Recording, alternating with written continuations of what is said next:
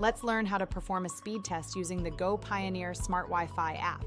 A speed test helps you know that your network is operating as expected.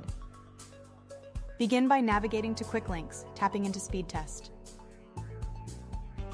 Then tap Run Test to start the speed test. The test will assess the Wi-Fi connection for each device on your network. First, it measures the speed and quality between your main system and the internet.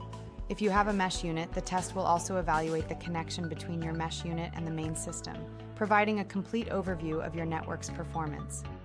You will receive an app notification when the test is finished with a ranking of strong, good, or weak Wi-Fi quality for each connected device. You can also check your download and upload speeds and latency. The app will provide troubleshooting tips based on your results.